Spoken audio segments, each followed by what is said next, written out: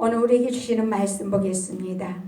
오늘 우리에게 주시는 말씀은 고린도전서에서 보겠습니다. 고린도전서 15장 1절에서 11절입니다. 고린도전서 15장 1절에서 11절.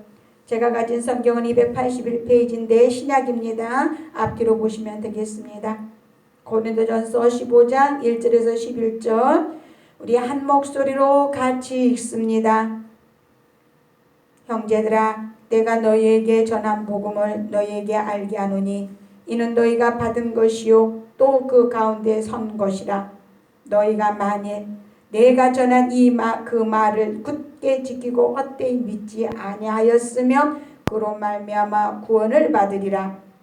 내가 받은 것을 먼저 너희에게 전하였노니 이는 성경대로 그리스도께서 우리 죄를 위하여 죽으시고 장사 지낸 바 되셨다가 성경대로 사흘 만에 다시 살아나사 게바에게 보이시고 후에 12 제자에게와 그 후에 500여 형제에게 일시에 보이셨나니 그 중에 지금까지 대다수는 살아있고 어떤 사람은 잠들었으며 그 후에 야곱에게 보이셨으며 그 후에 모든 사도에게와 맨 나중에 만삭되지 못하여 난 자 같은 내게도 보이셨느니라.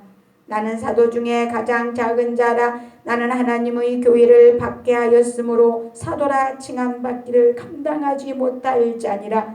그러나 내가 나된 것은 하나님의 은혜로 된 것이니 내게 주신 그의 은혜가 헛되지 아니하여 내가 모든 사도보다 더 많이 수고하였으나 내가 한 것이 아니요 오직 나와 함께 하신 하나님의 은혜로다.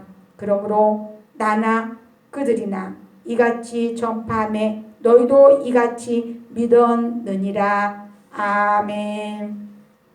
사랑의 하나님 감사합니다. 오늘 그리스도의 높아지신 신분에 대하여 보겠습니다. 우리의 어리석음은 십자가 뒤로 감춰주시고 아버지의 말씀만, 우리에게 주시는 말씀만 바로 증거될 수 있도록 도와주옵소서. 전하는 자나 듣는 자나 동일한 은혜 속에 하나님의 영광이 넘치는 시간, 나타나는 시간 되게 하여 주옵소서. 이 말씀으로 말미암아 우리의 부활도 하나님 아버지 앞에 온전히 이루어질 걸 믿게 하여 주시고 더 주님 앞에 가까이 나아가는 우리 삶이 될 수 있도록 도와주옵소서. 예수님 이름으로 기도드립니다. 아멘. 반갑습니다.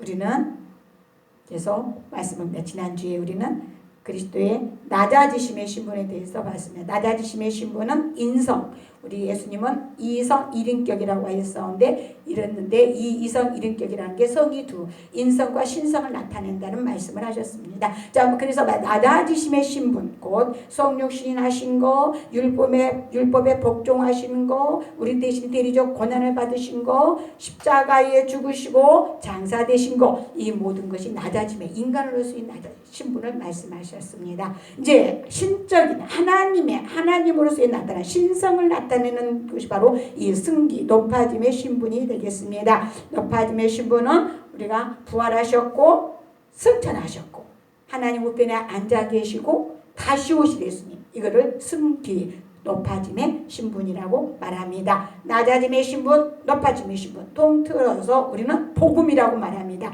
이게 바로 기쁜 소식입니다. 부활이 없었다면, 십자가의 죽음이 없다면, 십자가에 죽으시고 부활이 없었다면 우리의 믿음은 헛것이 됩니다. 하지만 의에 대하여라 하면은 의는 죽을 수가 없었죠. 그래서 부활할 수밖에 없었다. 그래서 예수님은 하나님이시다는 것을 증거하고 있습니다. 자, 고린도전서는 크게 우리는 두 단락으로 볼 수 있죠. 당시 교회에 많은 문제점이 있었습니다. 그래서 세 가지 문제와 네 가지 답변으로 이루어진 고린도전서가 되겠습니다. 그 중에 우리가 본 이 15장은 바로 부활장이라고 우리가 말합니다. 고린도전은 13장에서 사랑장이 있는가 하면 15장에서 이처럼 부활장이라고 하면서 굉장히 많이 익혀지고 있는 성경이 되겠습니다. 우리는 오늘 고린도전서를 보는 게 아니라 우리는 부활하신 예수님을 부활하시고 승천하시고 하나님 우편에 앉아 계시고 다시 오실 주님을 우리는 오늘 보겠습니다. 자, 바울이 고린도에 4번의 편지를 쓰게 되는 것을 우리가 보게 되죠. 바울이 4번의 편지를 썼는데 1차 편지가 바로 고린도에다가 4번의 편지를 쓰게 되죠. 근데 우리가 1차 편지는 고린도서 5장 9절에 보니까 내가 너에게 쓴 편지라고 하는 것으로 봐. 그건 지금 없어졌습니다. 전해지지 않고 있는 편지인데 그게 1차 편지라고 보고 있고 고린도전서가 2차 편지. 그리고 3차 편지에 가서는 고린도후서 2장 4절에 내가 마음에 큰 눌림과 걱정에서 많은 눈물로 너에게 썼노니 라는 말씀으로 보아 그 고린도후서 앞에 전서 다음에 후서가 한 권 또 한 권의 책이 있었구나 라는 것을 편지가 있었다는 것을 보게 됩니다. 그리고 고린도후서가 4번째 편지가 되겠습니다. 이처럼 4번에 걸쳐서 고린도에 편지를 쓰게 되는 바울의 모습을 보게 됩니다. 자, 그리스도가 역사 그 세계에 오셔서 역사 세계에 우리 예수님께서 성령신 하심으로 이 땅에 오셔서 낮아지는 것으로 끝났다면 우리가 믿을 필요가 아무 소용없어요.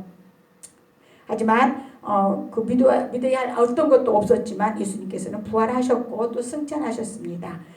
이처럼 하나님께서 그를 다시 높이신 것이지요. 이게 바로 신성이라고 말을 하는데 하나님께서 죽은 자 가운데서 3일 만에 그의 권능으로 살리셨습니다. 그리고 다시 사신 그리스도를 하나님 보좌 우편에 곧 권능과 영광의 자리에 오르게 하셨다 이 말씀입니다. 하나님 우편에 앉으셨다. 그래서 하나님 중간에 하나님 의자가 보좌가 있고 우편에 보좌가 있고 좌편에 보좌가 있고 그런 뜻이 아니라 우편이라고 말했을 때는 삼위일체 하나님이기 때문에 몸은 하나이기 때문에 보좌 하나밖에 없습니다. 하지만 그 오른편에 앉으셨다 이 말씀의 뜻은 권능, 하나님의 주권 이걸 말씀합니다. 그래서 권능, 영광의 자리다 라는 말씀입니다. 지금 온 교회와 우주를 통치하시고 하늘 지성소에서 성부 하나님께 완전한 제사를 드리셨던 우리 주님은 그의 백성을 위해 계속 지금 하나님 그 한 오르셔서 중보 기도를 하고 계십니다.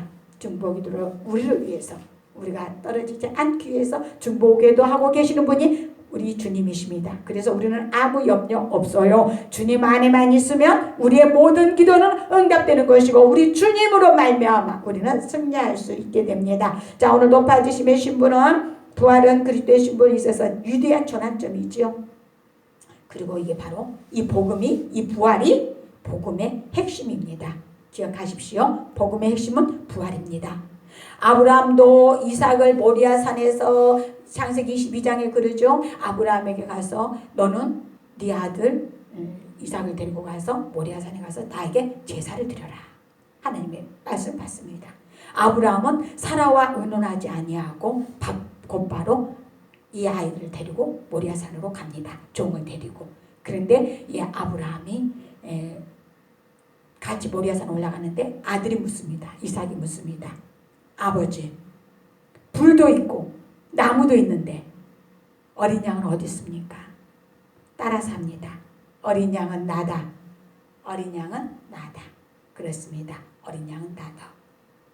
바로 이삭이 어린 양이었던 것이죠. 하지만 이삭을 잡아 묶어놓고 이삭의 위대한 점을 보면은 그때 나이가 13살로 봅니다.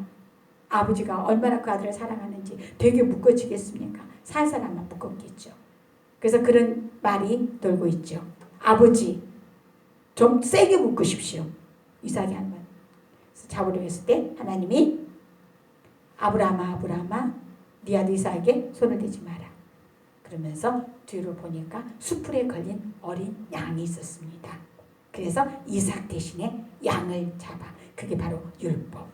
이삭 대신에 우리가 짐승을 잡아서 예배드렸던 구약의 모습을 그대로 보여주는 것이죠. 자, 부활의 중요성을 봅니다. 그리스도의 부활은 기독교의 아주 핵심이고 근본입니다. 로마서 10장 9절에서 10절 말씀합니다. 네가 만일 네 입으로 예수를 주로 시인하며 또 하나님께서 그를 죽은 자 가운데서 살리시는 것을 네 마음에 믿으면 구원을 받으리라. 사람이 마음으로 믿어 의에 이르고 입으로 시인하여 구원에 이르느니라 말씀하고 있습니다. 성경은 말하기를 그리스도의 부활을 믿는 신앙이 구원의 본질이라고 말합니다. 많은 사람들이 그리스도의 죽음의 필요성은 인정합니다. 그리고 신체적 부활의 중요성을 부정하는 사람도 있습니다.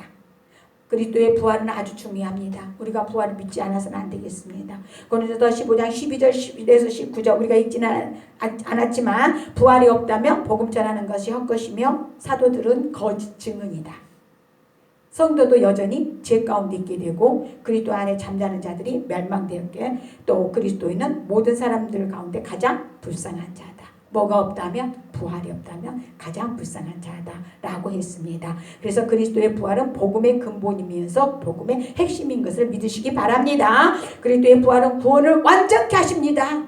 부활이 그냥 되는 게 아니지요. 하나님께서 그리스도를 부활시키셔 우편에 존귀하게 임재하게 하신 목적은 임금과 구주가 되셔서 이스라엘에게 회개와 제사함을 주시기 위해서 반드시 살아야 했던 것입니다. 그래서 사도행전 5장 31절에 말씀합니다. 이스라엘에게 회개함과 제사함을 주시려고 그를 오른손으로 높이사 임금과 구주로 삼으셨다라고 사도행전 베드로는 설교를 말씀합니다. 구원을 완전케 하신 것입니다. 성도들에게 의롭다 하심과 영적 출생을 상징하는 부분이 바로 이 부활입니다. 로마서 6장 4절입니다. 그러므로 우리가 그의 죽으신 값하여 세례를 받음으로 그와 함께 장사되었나니 그는 아버지의 영광으로 말미암아 그리스도를 죽은 자 가운데서 살리심과 같이 우리를 또한 새 생명 가운데서 행하게 하려 함이라 말씀합니다. 그런가 하면 로마서 5장 9절에서도 그러면 이제 우리가 그의 피로 말미암아 의롭다 하심을 받았으니 더욱 그로 말미암아 진노하심에서 구원을 받을 것이라. 구원할 부활하심으로 말미암아 우리가 의롭다함을 얻게 됐다는 것 말씀입니다. 예수님께서 부활하지 않았으면 우리는 영원히 죄 가운데 있는 것입니다. 자, 성도의 부활의 원인이 되는 것을 보게 됩니다. 우리가 고린도전서 한번 찾아보겠습니다. 고린도전서 15장 20절에서 24절은 말씀합니다. 그러나 이제 그리스도께서 죽은 자 가운데서 다시 살아나사 잠자는 자들의 첫 열매가 되셨도다. 사망이 한 사람으로 말미암았으니 죽은 자의 부활도 한 사람으로 말미암는도다. 아담 안에서 모든 사람이 죽은 것 같이 그리스도 안에서 모든 사람이 삶을 얻으리라. 그러나 각각 자기 차례대로 되리니 먼저는 첫 열매인 그리스도요 다음에는 그가 강림하실 때에 그리스도에게 속한 자요 그 후에는 마지막이니 그가 모든 통치와 모든 권세와 능력을 멸하시고 나를 아버지 하나님께 바칠 때 라고 말씀합니다. 예수 그리스도는 우리의 첫 열매가 되셨습니다. 예수 그리스도께서 부활하셨으므로 우리도 예수 안에만 있게 되면 부활하는 줄 믿으시기 바랍니다. 부활은 역사적인 사건입니다. 이건 소설이 아니에요. 설화가 아니에요. 사실입니다. 어떻게 보면 게바에게 보이셨고 오늘 본문에 말씀합니다. 먼저 게바에게 보이셨고 후에 12 제자에게 그리고 500여 형제에게 일시에 보였다고 말합니다. 누가복음 명이죠. 그래서 하늘을 쳐다보고 있는 거예요. 예수님이 딱 부활하셔서 올라가는 모습을 보이고 성도 쳐다보는 천사가 나타나서 뭘 이렇게 쳐다보니? 우리는 쳐다보는 게 아니라 실제로 우리는 보일 때 믿습니다. 주님께서 다시 오십니다. 이런 역사가 있는 것을 우리는 믿으시기 바랍니다. 부활은 그래서 설화가 아닙니다. 부활은 사실입니다. 역사적 사실이에요. 육체적 부활을 하셨다는 게 역사적 사실이라는 것을 믿으시기 바랍니다. 부활은 기독교만이 가지는 유일한 독자적 기적이에요. 다른 종교는 없어요. 부활의 성질은 오직 그리스도의 부활은 실제적 부활이라는 것을 말씀합니다. 자, 그와 부활은 예수님께서 그냥 형상으로 이렇게 부활하신 게 아니라 육체적인 그 원래 모습, 육체적인 모습으로 그대로 부활하셨습니다. 자, 이제 예수님께서 부활하시고 딱 교회 문이 다 닫혔어요. 얼마나 두렵고 떨리든지 제자들이 문을 다 닫았어요. 그런데 중간에 예수님이 턱 나타나시는 겁니다. 문을 다 닫았는데 중간에 예수님이 나타나서 계신다는 것입니다. 그래서 그때 도마가 없었어요. 여러분 모이는 데 항상 힘쓰시기 바랍니다. 도마는 무슨 일이 있었는지 그 모임에 있지 않았어요. 그래서 제자들이 예수님이 살아나셨다. 예수님이 살아나셨다니까 도마가 뭐라 하죠? 내가 손을 넣어보고 옆구리에 손을 넣어보고 그러지 않고는 믿지 못하겠다 말을 합니다. 그 뒤로 일주일 뒤에 안식일 전날 주님이 부활하신 8일 만에 다시 주님이 그 앞에 나타나십니다. 그리고 도마에게 말합니다. 도마야 보지 않고 믿는 자가 복되다. 자, 내 손을 넣어보고 내 옆구리에 손을 넣어보고 믿지 못한 자가 되지 말고 믿는 자가 되라 라고 말씀합니다. 여러분 우리는 미스터 도마가 우리 마음속에 다 있습니다. 하지만 우리는 믿읍시다. 보지 않고 믿는 자가 복되다는 것을 믿으시기 바랍니다. 주님은 육체적 사실로 이 땅에 다시 부활하신 것을 우리는 믿으시기 바랍니다. 우리 구약에서 성경에 보면 사르밧 가부의 아들을 하나님께서 죽은 것을 살렸습니다. 그런가 하면 수녀 여인의 아들도 엘리사가 살렸습니다. 신약의 야이로의 딸도 주님이 살렸었습니다. 나인성의 청년도 살아났어요. 바울이 안수함으로 3층에서 떨어졌는데 살았어요. 죽었는데 살았어요. 나사로도 요한복음 11장에 죽었는데 예수님께서 나사로를 살렸습니다.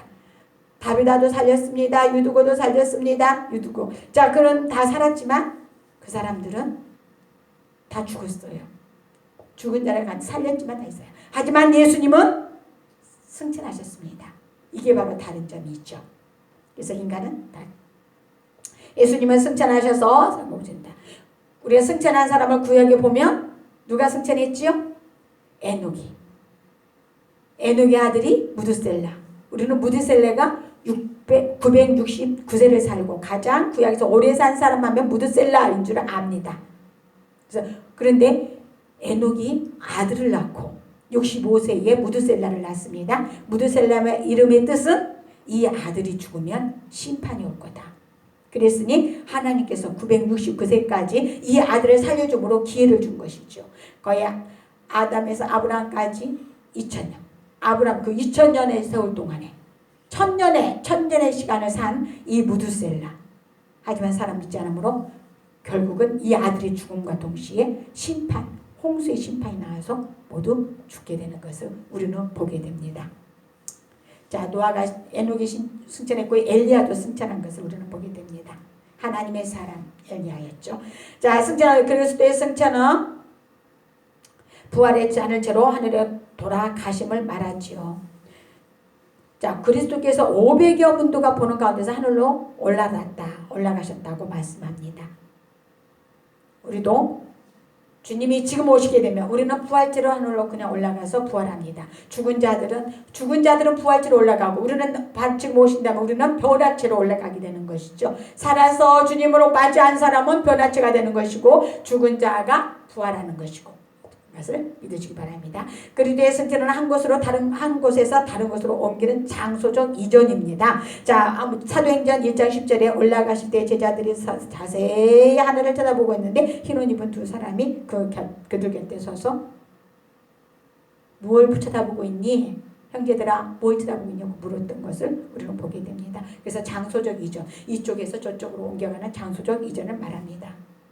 성도들에게 대한 승천의 예고인 것입니다. 우리도 승천한다는 것을 분명히 말씀합니다. 구원받는 자기 백성을 위하여 마련한 장소, 내가 초소를 예배하러 간다라고 하시는 예수님 말씀처럼 주님께서 이미 가신 그곳에서 우리를 기다리신 줄 믿으시기 바랍니다. 이건 역사적인 사실입니다. 그 목적은 뭘까요? 그러면 승천하실 목적은 먼저 선구자로서의 먼저 들어가기 위해서 먼저 가셨습니다. 그래서 첫 열매가 되셨다. 우리가 오늘 말씀 본 것처럼 20절에 이제 그리스도께서 죽은 자 가운데서 다시 살아나사 잠자는 자들의 첫 열매가 되셨다라는 것을 증거로 보여주십니다. 믿는 자를 위해서 초소를 예배하기 위하여 다시 사셨습니다. 우리를 위해 하나님 앞에 나서 주시기 위해서 하나님 앞에 보증이 되어 주시기 위해서 먼저 살아나셨습니다. 그리스도는 우리를 위해 속죄의 피를 흘려 하나님 앞에 대제사장의 직무를 감당하고 계셨습니다. 우주를 지배하실 때 만물을 충만케 하기 위해서 먼저 승천하셨습니다.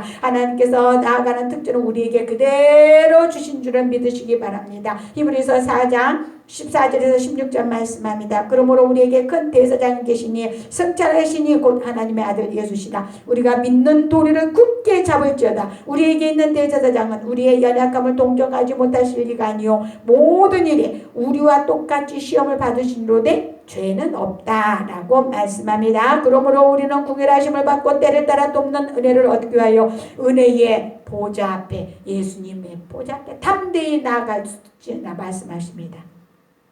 우리의 위대하신 대제사장은 하나님 보좌 앞에서 그의 백성이 소원을 올리며 사죄를 약속받고 그들의 신앙과 기도에 응답하여 주십니다. 그리고 축복해 주시고 계십니다. 믿으시기 바랍니다. 로마서 8장 16절 우리를 위하여 말할 수 없는 탄식으로 하나님께 기도하며 저 친구는 하나님 잘 믿습니다. 우리를 위해 충고하고 계시는 분이 예수님이신 줄을 믿으시기 바랍니다.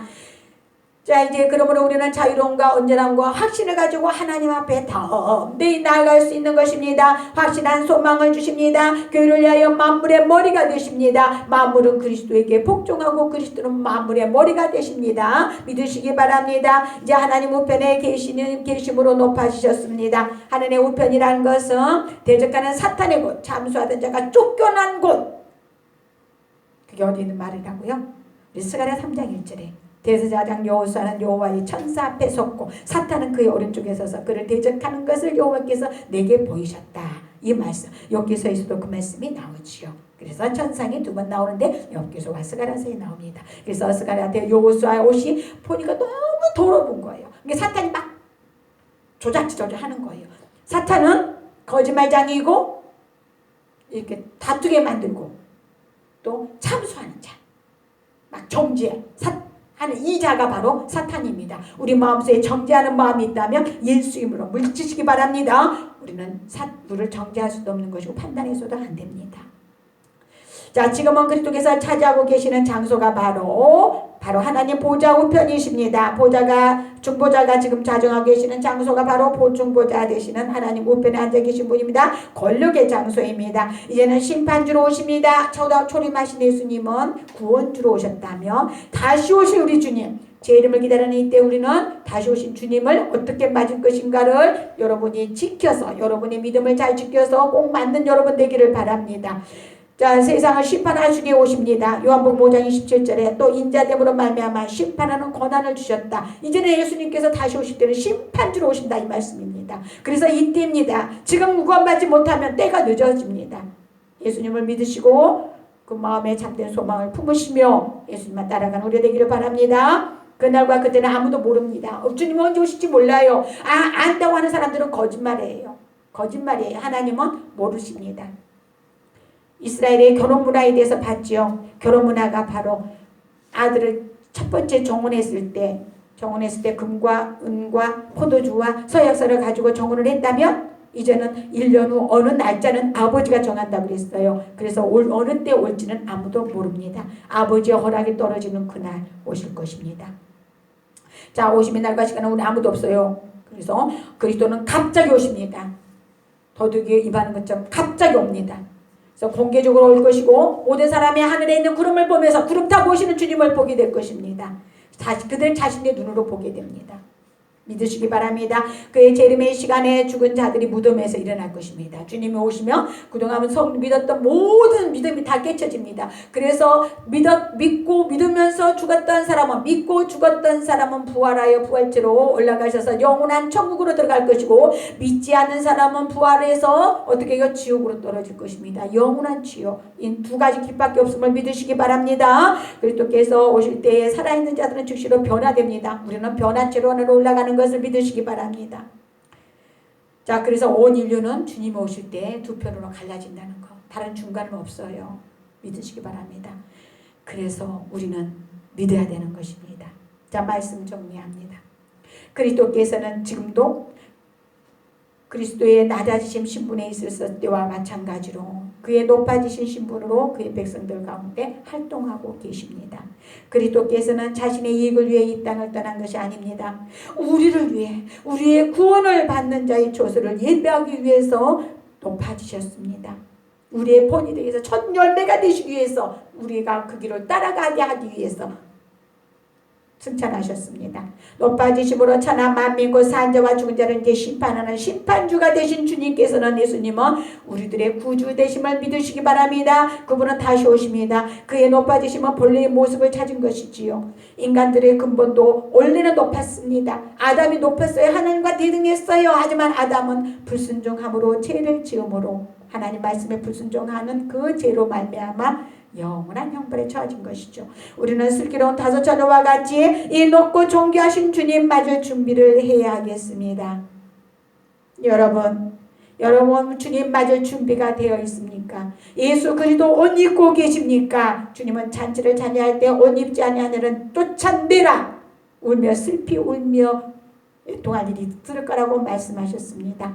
여러분의 예수 그리스도의 의의 옷으로 입으시고 주님만 따라가는, 우리의 첫 열매 되시는 주님만 따라가는 여러분 되기를 간절히 주님의 이름으로 바랍니다.